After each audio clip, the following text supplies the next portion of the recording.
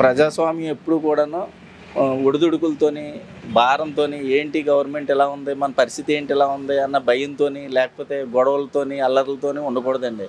కానీ జగన్ నాకేమి ఇవ్వలేదు, కానీ నా అభిమానం ఎక్కువ. నాకు డబ్బులు ఈ చేతిని ఇస్తాను, ఈ చేతులు తీసుకున్నాను, అన్ని రేట్లు పెరిగిపోయినాయి. ఎంతమంది కూడి వచ్చినా ఒక్కడేనండి, ఆయన ఎవరిని తీడుకోలేరు. ఆయన ఏదైనా డేరింగ్గా డాషింగ్గా చేస్తారు. లిక్కర్ తాగే వాళ్ళందరూ చాలా ఇబ్బంది పడి హాస్పిటల్ పర్పస్ బాగా డ్యామేజ్గా ఉంది. అది చంద్రబాబు నాయుడు గారు అవ్వచ్చు, పవన్ కళ్యాణ్ గారు అవ్వచ్చు, జగన్ గారు అవ్వచ్చు, ఎవరన్నా కావచ్చండి. మాకు ఒకటండి, మధ్యతరగతోడు కోరుకునేది ఒకటేనండి. చంద్రబాబు నాయుడు 14 సంవత్సరాలు సీఎంగా చేశాడు, ఎవరికి ఏం చేశాడు? మీరు స్కూల్ని అభివృద్ధి చేశారు, డెవలప్ చేశారు, శుభ్రం చేశారు, దానికి ఒప్పుకుంటాం. చదువులు అక్కడ కనపడట్లేదండి. అక్కడ దాన్ని ఇస్తే ఖచ్చితంగా మేము అవ్వాతాతలకి పెన్షన్ ఇంటికి ఇచ్చేస్తున్నాడు, రైస్ ఇంటికి తెచ్చిస్తున్నాడు. జగన్మోహన్ రెడ్డి గారు కొన్ని మంచి పథకాలు పెట్టినా కొన్ని ల్యాండ్ దాని గురించి విషయంలో కొంతమంది వేరే వ్యతిరేకత ఉంది. పవన్ కళ్యాణ్లో సత్తా లేదు. ఎందుకంటే సత్తా లేదు, ఒంటరిగా పోటీ చేస్తే 1-2 సీట్లు వచ్చును. ఇప్పుడు ఆయనకైనా ఈయనకైనా ప్రజలు తీర్పిస్తారు. చంద్రబాబు నాయుడే రావాలండి. 100% జగన్ వస్తాడు. 175 సీఎం జగన్. ప్రతి ఒక్కరికి మనస్సాక్షి ఉండాలి. నాకు ఇప్పుడు ఆయన కూడా అడిగేది ఏంటి, మీ ఇంట్లో లబ్ధి పొందుతుంది అని నాకు ఓటు వేయండి. వీళ్ళిద్దరిలో ఎవరు గెలిచే అవకాశం ఉంది?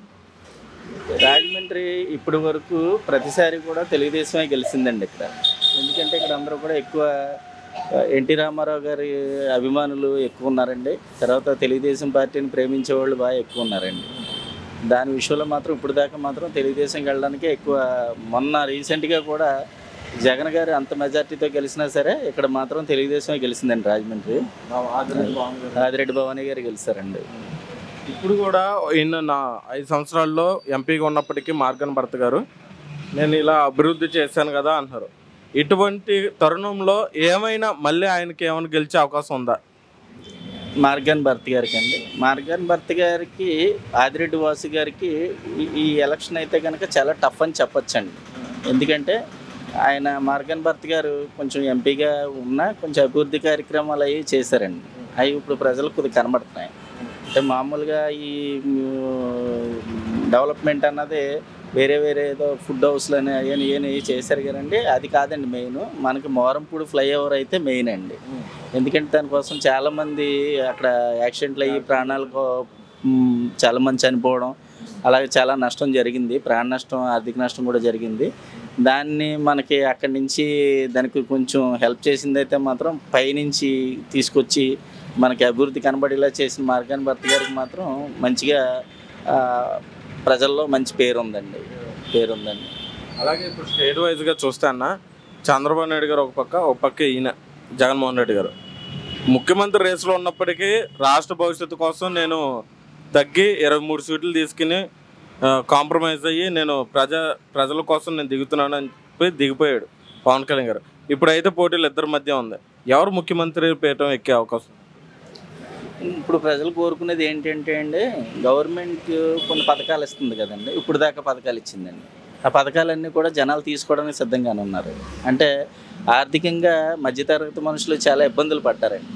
ఆ పడ్డప్పుడు ఏమవుతుందంటే అండి, వీళ్ళు ఇచ్చిన పథకాలు ఆ డబ్బులతోని బయట ఆ ఖర్చులకి అధికమైన రేట్లకి పోయినాయండి. వాళ్ళు ఇచ్చిన దానివల్ల ఉపయోగం లేనట్టు ఉందండి. ముఖ్యమంత్రిగా ఎవరు నిలబడతారు అని అంటే కనుక జనాలు కోరుకునేది ఏంటంటే అండి, సామాన్య ప్రజలను బాధ పెట్టకుండా ఎవరైతే పరిపాలన చేస్తారో వాళ్ళు ఉండాలని కోరుకుంటున్నారండి. వాళ్ళు వస్తే బాగుంటుందండి. అది ఎవరైనా కానీ. రాష్ట్రం విడిపోయినప్పుడు నుంచి మనకు రాజధాని అంటూ లేదు. ఎక్కడ జరగాల్సిన పనులు ఏమీ జరగకుండా మధ్యలో ఆగిపోయాయి. ఇప్పుడు వచ్చి ఎవరైనా గవర్నమెంట్ ఒక తరాన్ని ముందు తీసుకెళ్లే విధంగా ఏమన్నా ఉంటుందంట? ఎవరైనా చేయొచ్చండి, అవకాశం ఉందండి. ఒకప్పుడు ఈ పథకాలు లేవు, ఈ రోజున పథకాలు ఉన్నాయి. మొన్నటిదాకా జగన్ గారు ఇచ్చిన పథకాలు ఇప్పుడు చంద్రబాబు నాయుడు గారు కూడా ఇస్తానంటున్నారండి. నన్ను అడిగితే కనుక ఇప్పుడు గవర్నమెంట్ స్కూల్కి సంబంధించి అమ్మఒడి 15,000 వేస్తాను అని అంటున్నారండి. ప్రైవేట్ స్కూల్లో చదువుతున్న స్టూడెంట్స్ కూడా 15,000 వర్తిస్తుందండి. అంటే మా అభిప్రాయం, ప్రజాభిప్రాయం ఏంటంటే మేము పార్టీలకు అతీతంగా ఉన్న మనుషులు అండి. మాకు ఆ పార్టీ అని ఈ పార్టీ అని కాదండి. అంటే మధ్యతరగతి వాళ్ళు ఎవరో కూడా మనసులో ఉన్న మాటలండి. స్కూల్ని డెవలప్ చేశారు, బాగానే ఉంది. టీచర్స్ని డెవలప్ చేస్తే బాగుంటుంది కదా సార్. మంచి చదువు, మంచి ఎడ్యుకేషన్ ఇస్తే ఖచ్చితంగా ప్రైవేట్ స్కూల్కి పంపాల్సిన పని లేదు కదా. లక్షల ఫీజులు కట్టుకుని మీరు ఇచ్చే 15,000 రూపాయలు మాకు వద్దు. మా ప్రైవేట్ స్కూల్లో చదివే చదువుని గవర్నమెంట్ స్కూల్లో ఇవ్వండి. మీరు స్కూల్ని అభివృద్ధి చేశారు, డెవలప్ చేశారు, శుభ్రం చేశారు, దానికి ఒప్పుకుంటాం. చదువులు అక్కడ కనపడట్లేదండి. అక్కడ దాన్ని ఇస్తే ఖచ్చితంగా మేము హ్యాపీగా ఫీల్ అవుతాం మధ్యతరగతి వాళ్ళం. చదువు మంచిది ఇస్తే గవర్నమెంట్ స్కూల్లో పథకాలతో అవసరం లేదండి. చదువు, విద్య అంతే కదండి. విద్య అండి, వైద్యం అండి. ఖచ్చితంగా ఎంతోమంది పేషెంట్స్ ఇదవుతున్నారండి. వాళ్ళకి మంచి ఇప్పుడు గవర్నమెంట్ హాస్పిటల్కి, రాజమండ్రి గవర్నమెంట్ హాస్పిటల్కి వెళ్తే అంతకుముందు అంత రెస్పాండ్ అవ్వట్లేదండి. అక్కడ మొన్న మా ఊళ్ళకి ఎవరికో బాగోకపోతే వెళ్ళామండి, చూస్తున్నారు కానీ పూర్తి వైద్యం అయితే అక్కడ అందట్లేదు. అలాంటిదని డెవలప్మెంట్ చేస్తే ఇప్పుడు పెద్ద మీరు ఎంత ఆరోగ్యశ్రీ పెట్టినా అందులో కూడా మీరు డబ్బులు కట్టాలి కదా. ఆ కట్టి డబ్బులు ఎక్కడే డాక్టర్స్ని పెట్టి అభివృద్ధి చేస్తే, మంచి డాక్టర్స్ ఉండి అందరినీ ఎక్కువ పవర్ పెంచితే ఇక్కడే జరుగుద్ది కదా అంతాను. దానికి కూడా హెల్త్కే మీరు మాకు సపోర్ట్ ఇచ్చినట్టు అవుద్ది. దానికి ఆరోగ్యశ్రీలో మీరు ఇన్ని కోట్ల రూపాయలు మళ్ళీ మీరు గవర్నమెంట్ మీరు మా మీద మా భారాన్ని మీరు మొయ్యవసరం లేదు. అదే మంచి చేసే నాయకుడు ఎవరైనా పర్వాలేదండి. అది చంద్రబాబు నాయుడు గారు అవ్వచ్చు, పవన్ కళ్యాణ్ గారు అవ్వచ్చు, జగన్ గారు అవ్వచ్చు, ఎవరన్నా కావచ్చండి. మాకు ఒకటండి, మధ్యతరగతోడు కోరుకునేది ఒకటేనండి. ప్రజాస్వామ్యం ఎప్పుడు కూడాను ఒడిదుడుకులతోని, భారంతో, ఏంటి గవర్నమెంట్ ఎలా ఉంది, మన పరిస్థితి ఏంటి ఎలా ఉంది అన్న భయంతో, లేకపోతే గొడవలతోని, అల్లర్లతోని ఉండకూడదండి. అంతా ప్రశాంతంగా ఉండాలి. అది వాళ్ళు బాగా చేస్తే వాళ్ళకే మంచి పేరు కదండి. రేపు అన్న రోజున మళ్ళీ వాళ్ళ కోసం చెప్పుకుంటాం. ఇప్పుడు పాత రాజశేఖర రెడ్డి గారి కోసం చెప్పుకుంటామండి. ఆయన చాలామందికి హెల్ప్ చేశారు. ఆరోగ్యశ్రీ పెట్టారు, 108 అంబులెన్స్లు పెట్టారు, చాలామందికి చాలా హెల్ప్ చేశారు. ఆయన ఈ రోజుకి చెప్పుకుంటున్నాం. అలాగే ముందు మన పెద్ద రామారావు గారు ఉన్నారండి, ఎన్టీ రామారావు గారు. ఆయన కోసం కూడా ఇప్పటికీ అందరూ దేవుళ్ళ కొలుస్తున్నారండి. ఆ రకమైన పరిపాలన అలాంటి మనుషులు చేసి ఒక పరిపాలన దృష్టిలో పెట్టుకుని ఇప్పుడున్న నాయకులు కూడా బాగా చేస్తే అందరికీ మంచి పేరు వస్తుందండి. రేపు అన్న రోజు నీ భావితరాలకు కూడా వాళ్ళు మేము చెప్పుకోవడానికి బాగుంటుంది. ఇప్పుడు అది ఆదిరెడ్డి వాసు గారు అవ్వచ్చండి, మార్గాన్ భరత్ గారు అవ్వచ్చండి. ఇక్కడ ఎవరో చెడ్డోళ్ళు లేరండి. అలాగని ఎవరిని కూడా పలానా ఏళ్ళు చేస్తే బాగుంటుందని ఏమి లేదండి. ఎవరైనా బాగా చేసిన వాళ్ళు ఎవరైనా ఉండాలండి, అందరూ ఉండాలి. మార్గాన్ భరత్ గారికి మంచి పేరు ఉంది, ఆదిరెడ్డి వాసు గారికి, ఆదిరెడ్డి అప్పారావు గారి దగ్గర నుంచి కూడా మంచి పేరు ఉందండి.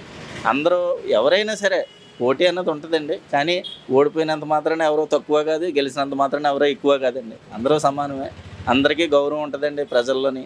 ఎవరో ఎవరిని కూడా తక్కువగా చూడరు. అలాగా కొంత రాజమండ్రి పరిస్థితి ఎలా ఉందంటే కొద్దిగా ఆగడాలు, బ్లేడ్ బ్యాచ్లని, గొడవలని, గందరగోళాల కింద ఉందండి. అలాంటివి లేకుండా అలాంటి వాటిని కొంచెం తగ్గించుకునేయండి, తగ్గించి లా అండ్ ఆర్డర్ని కరెక్ట్గా చేసేయండి. పోలీసులకి ఇచ్చే పవర్స్ పోలీసులకి ఇస్తేయండి, వాళ్ళు చూసుకుంటారండి. ఏ పొలిటీషియన్ అయినా సరే ఇలాంటి కుర్రోళ్ళని, ఇలాంటి అల్లర్లు చేసే వాళ్ళని సపోర్ట్ చేయకుండా ఉంటే వాళ్ళ డ్యూటీ వాళ్ళు చేస్తారండి. వాళ్ళని మనం డిస్టర్బ్ చేయకుండా ఉంటే అండి డిపార్ట్మెంట్ చేయాల్సిన పని డిపార్ట్మెంట్ చేస్తుందండి. ఆ విషయంలో మాత్రం రాజమండ్రి డిపార్ట్మెంట్ బాగా పనిచేస్తుందండి.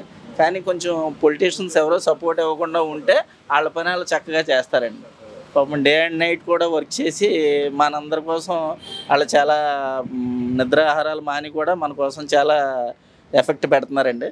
మనం పోలీస్ డిపార్ట్మెంట్కి ఇచ్చే ఇది మనం డిపార్ట్మెంట్కి ఇస్తే చాలా బాగుంటుందండి. అవును సార్.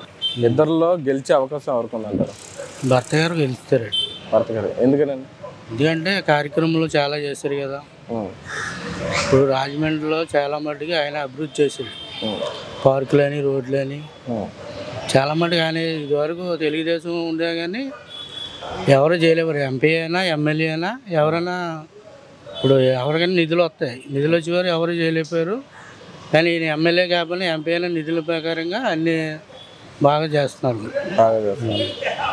భర్త గారు వచ్చే అవకాశం. భర్త గారు వస్తారు. అలాగే ఇప్పుడు పైన చూసుకుంటే రాష్ట్రంలో ముఖ్యమంత్రిగా జగన్మోహన్ రెడ్డి గారు వస్తారా, లేకపోతే చంద్రబాబు నాయుడు గారు వస్తారా? జగన్మోహన్ రెడ్డి గారు వస్తారు. ఎందుకంటే మరి ఆయన పేదలకు చేసిన అమ్మఒడి కానీ, చేయూత కానీ అనేకమైన కార్యక్రమాలు చేస్తున్నారు కాబట్టి ఆయన వస్తారు. సంక్షేమ పథకాలు ఎంతవరకు జనాల్లో వెళ్ళాయని అనుకుంటున్నారు ప్రజల్లో? ప్రతి ఒక్కరికి వెళ్ళి పార్టీ అని, కులం అని, ఏది మతం అని చూడకుండా అందరికీ సమానంగా పంచారు. ప్రతి ఒక్కరికి ఇంటింటికి పథకాలు వెళ్ళాయి. కానీ వాళ్ళు తీసుకున్న వాళ్ళకి మనస్సాక్షి ఉండాలి. ఓకే, తీసుకున్న ప్రతి ఒక్కరికి మనస్సాక్షి ఉండాలి. నాకు ఇప్పుడు ఆయన కూడా అడిగేది ఏంటి, మీ ఇంట్లో లబ్ధి పొందుతుంది అని నాకు ఓటు వేయండి ఆయన అడుగుతున్నారు. అంత పబ్లిక్ వీళ్ళు అడగలేకపోతున్నారు కదా. ఓకే. అడుగుతున్నారా? ఒక పక్క వీళ్ళు కూడాను చంద్రబాబు నాయుడు గారును, ఒక పక్క ఏమో పవన్ కళ్యాణ్ గారు, ఒక పక్క బీజేపీ పార్టీ కూటమిగా వస్తుంది. ఈయన మీద ఏమైనా ప్రభావితం కలిగించే అవకాశం ఉందా? ఎంతమంది కూడి వచ్చినా ఒక్కడేనండి, ఆయన ఎవరిని తీడుకోలేరు. ఆయన ఏదైనా డేరింగ్గా డాషింగ్గా చేస్తారు, అంతేగాని ఏది ఏరు ఎప్పుడు భయపడిపోడు. ఆయన ఎప్పుడు డేర్గా చేస్తాడు. ఆయన డెఫినెట్గా సీఎం, మళ్ళీ ఆయనే సీఎం. ఇప్పుడు జగన్మోహన్ రెడ్డి గారు జైలుకి వెళ్ళి కొన్ని ఆరోపణలు ఎదుర్కొని బయటకు వచ్చి ముఖ్యమంత్రి అయినటువంటి వ్యక్తి. అలాగే చంద్రబాబు నాయుడు గారు కూడా కొన్ని ఆరోపణల మధ్య జైలుకి వెళ్ళినటువంటి వ్యక్తి. వీళ్ళిద్దరి మధ్య గల తేడా ఏంటి? అది ఆయన గెలిచినట్టుగా ఈయన మళ్ళీ గెలిచే అవకాశం ఏమన్నా ఉందా? ఈయన జైలుకి వెళ్ళారంటే ఆధారాలు చూపించారు కదండి. ఇప్పుడు ఆయన జైలుకి వెళ్ళారు, ఎన్ని ఛార్జ్ షీట్లు వేసారు, ఎన్ని ఛార్జ్ షీట్లు చూపించారు? 35 ఛార్జ్ షీట్లు వేసి 16 ఛార్జ్ షీట్లు చూపించారు. అవి కూడా పూర్తిగా ఏది నమ్మకంగా చూపించలేకపోయారు కదా, ఏది క్లియర్గా చేయలేకపోయారు. మరి ఈయన వెళ్ళినప్పుడు అన్నీ చూపించారు కదా. ఇప్పుడు ఏదైనా ప్రజలు తీర్పిస్తారు. ఇప్పుడు ఆయనకైనా ఈయనకైనా ప్రజలు తీర్పిస్తారు. ఈయన చేసిన బోల్డ్ సంక్షేమ సంఘాలు బోల్డ్ చేసాడు, ప్రజల్లో ఉంది, ప్రజలు చేస్తారు. జగన్మోహన్ రెడ్డి గారు మళ్ళీ జగన్మోహన్ కంపల్సరీ జగన్మోహన్. ఎవరు ఎమ్మెల్యే అభ్యర్థికి గెలిచే అవకాశం ఉందంటారు? ఎమ్మెల్యే ఆదిరెడ్డి అప్పర వాసి గారు రారు. మార్కెట్ భర్త అయితే 100% వస్తాడు. ఎందుకంటే జగన్ చేసిన పద్ధతులు బాగున్నాయి కాబట్టి. అమ్మఒడి ఇస్తాడు, ఆస్త్ర వాసిస్తున్నాడు, అవ్వాతాతలకి పెన్షన్ ఇంటికి ఇచ్చిస్తున్నాడు, రైస్ ఇంటికి తెచ్చిస్తున్నాడు. అంతకంటే చేసాడు చంద్రబాబు నాయుడు 14 సంవత్సరాలు సీఎంగా చేశాడు. ఎవరికేం చేశాడు? అసలు ఎవరికేం చేశాడు? ఒకళ్ళు ఇల్లు ఇచ్చాడా? ఏం లేదు. నాకు వచ్చింది కార్డు ఇచ్చాడు పేరుకి, కానీ ఇల్లు లేదు, గాడి గుడ్డి డబ్బులు తెప్పాడు, ఏం లేదు. కానీ జగన్ నాకేమి ఇవ్వలేదు, కానీ నా అభిమానం ఎక్కువ నాకు. ఎందుకంటే ఆయన చేసిన పద్ధతులు బాగున్నాయి. మీరేమైనా సంక్షేమ పథకాలు లబ్ధి పొందారు? నాకు ఏమీ లేదు. జగన్ ద్వారాగా నేనేమీ సంక్షేమ నేనేమీ తీసుకోలేదు, నాకు ఇల్లు కూడా ఇవ్వలేదు. కానీ అభిమానం ఎక్కువ, అభిమానం ఎక్కువ. ఇవ్వకపోయినా సరే నాకు అభిమానం ఎక్కువ జగన్ అంటే. ఎందుకంటే నాకు కాకపోయినా పక్క వాళ్ళకి ఇస్తున్నాడు. ముసలికి ఇంటికి వచ్చి పెన్షన్ ఇస్తున్నాడు. ఇంక అంతకంటే ఎవరు వినాలేదు? పెన్షన్కి వెళ్ళాలంటే అక్కడికి వెళ్ళి తాలూకా ఆఫీస్ దగ్గరికి వెళ్ళి అక్కడికి వెళ్ళి గంటల కొద్ది రోజుల కొద్ది నిల్చొని ఇవ్వాలనుకుంటే ఇచ్చేవాళ్ళు, లేదంటే లేదు రేపు రండి అమ్మా, ఎల్లుండి రండి అమ్మా అని చెప్పేవాళ్ళు. ఇప్పుడు అలా కాదు కదా, తెల్ల 5 గంటలకి తలుపు కొట్టి మరి ఇస్తున్నారు. అంతకంటే చేసేది ఎవరు? 100% జగన్ వస్తాడు. 175 సీఎం జగన్. మరి ఇప్పుడు కూటమితో వీళ్ళు కూడా పోటీకి సై అంటున్నారు. ఒక పక్క జనసేన పార్టీ నుంచి, ఒక పక్క టీడీపీ, ఒక పక్క బీజేపీ, ముగ్గురు కలిసి పోటీ చేస్తారు. శాతకంతాను చంద్రబాబు 1% కూడా ప్రభావితం జరగదు. అదే పవన్ కళ్యాణ్ దేనికి సత్తా లేదు. పవన్ కళ్యాణ్లో సత్తా లేదు. ఎందుకంటే సత్తా లేదు, ఒంటరిగా పోటీ చేస్తే 1-2 సీట్లు వచ్చినాయి. ఇప్పుడు ఈ జరిగే ఎలక్షన్స్లో ఎవరు ఎమ్మెల్యేగా గెలిచే అవకాశం ఉందంటారు? ఇప్పుడు ప్రస్తుతానికి అయితే ఇద్దరు మంచి వ్యక్తులే, వాళ్ళు చేసి ఉన్నారు, ఇతను కొత్తగా ఈయన చేస్తున్నాడు. అది వ్యక్తుల మీద కాదు, ఇప్పుడు జగన్ గారి పరిపాలన విధానం మీద ఆధారపడి ఉంటుంది. ఇప్పుడు రాష్ట్ర వ్యాప్తంగా కొంతమంది వ్యక్తులు పెట్టి ఓట్లు వేయించాం. తర్వాత ఆయన కొన్ని నిర్ణయాలు ఉన్నాయి కదా జగన్మోహన్ రెడ్డి గారు, అది కొంతమందికి ఇష్టం లేకపోతే ఓటు వేరేగా పడవచ్చు. ఇప్పుడు జగన్మోహన్ రెడ్డి గారు గెలుస్తారా లేకపోతే చంద్రబాబు నాయుడు గారు గెలిచే అవకాశం? అది ఆయన 90% కాదు, 50-50 చాయిస్లో జగన్మోహన్ రెడ్డి గారు కొన్ని మంచి పథకాలు పెట్టినా, కొన్ని ల్యాండ్ దాని గురించి విషయంలో కొంతమంది వేరే వ్యతిరేకత ఉంది. ఆ ప్రాపర్టీ విషయంలో, ప్రాపర్టీ విషయంలో, యాక్టివ్ విషయంలో రేపు అమ్ముకోవాలంటే చిన్న తరగతి వాడు కూడా ఇబ్బంది పడే వ్యక్తిత్వం ఉంది. చిన్న తరగతి అంటే ఒక చిన్న ఇల్లు ఉన్నవాడు ఉన్నవాడు కొండు డాక్యుమెంటేషను రాదు కాబట్టి, అది ఆడికి చేతిలో ఉండదు కాబట్టి అది ఒక మెయిన్ విషయం అయిపోయింది ఇది జగన్మోహన్ రెడ్డి గారికి. దాని తప్పించి ఇంకా చెప్పి కొన్ని ఉన్నాయి. అది ఐటీ సెక్టర్ లేదు ఇక్కడ, ఉద్యోగాల కుర్రోళ్ళు అంతా నిరుద్యోగులు. హైదరాబాద్లో ఉంది, ఇక్కడి నుంచి జనాలు అందరూ హైదరాబాద్లో ఉద్యోగాలు చేసుకోవాల్సి వస్తుంది, బెంగళూరులో చేసుకోవాల్సి వస్తుంది. అది డెవలప్మెంట్ చేయలేదు, డబ్బులు అయితే ఇస్తున్నారు. అది ఈ వ్యవస్థ మారాలని చెప్పేసి వీళ్ళు కూటమి ద్వారా వస్తున్నారు. ఇది కూటమి సంగతి. అది లిక్కర్ పాలసీ ఒకటి, పాపం లిక్కర్ తాగే వాళ్ళందరూ చాలా ఇబ్బంది పడి హాస్పిటల్ పర్పస్ బాగా డ్యామేజ్గా ఉంది. తెలియట్లేదు, ఆ డబ్బులన్నీ కరప్షన్ అయిపోతాయి. లిక్కర్ తాగుతున్నారు, ఉన్నవాళ్ళు అంటే కాస్ట్లీ తాగుతారు, లేని వాళ్ళేమో అది ఆ డబ్బు అంతా ఖర్చు పెట్టి కొన్ని ప్రాబ్లమ్స్ వల్ల జగన్మోహన్ రెడ్డి గారు ఇది ఈ ఇబ్బందులు ఉన్నాయి. వచ్చే అవకాశం తక్కువ ఉన్నాయి. తెలుగుదేశం రావచ్చు. అది ఇదే తెలుగుదేశం, ఇవన్నీ అర్థం చేసుకుంటే voting for the Telugu Desam. Chandrababu Naidu గారు చంద్రబాబు నాయుడే రావాలండి. ఎందుకు ఆయన మంచి చేస్తారు? ఆయన మంచి చేస్తాడు. జగన్మోహన్ రెడ్డి గారితో ఎలా ఉంది? ఎందుకు డబ్బులు ఈ చేతులు ఇస్తాడు, ఈ చేతులు తీసుకున్నాడు. అన్ని రేట్లు పెరిగిపోయినాయి, ఏమీ లేదు, ఆఖరికి మిగలలేదు. మరి ఇక్కడ ఎమ్మెల్యేగా ఎవరు గెలిచే అవకాశం ఉంది? ఆదిరెడ్డి వాసు గారా, మార్గన్ భర్త గారా? వాసు గారు వస్తారా, ఆదిరెడ్డి వాసు గారు వస్తారా, మార్గన్ భర్త గారా? అవి ఏమన్నా తెలియదు. ఆయన మాత్రం తెలుగుదేశం రావాలి.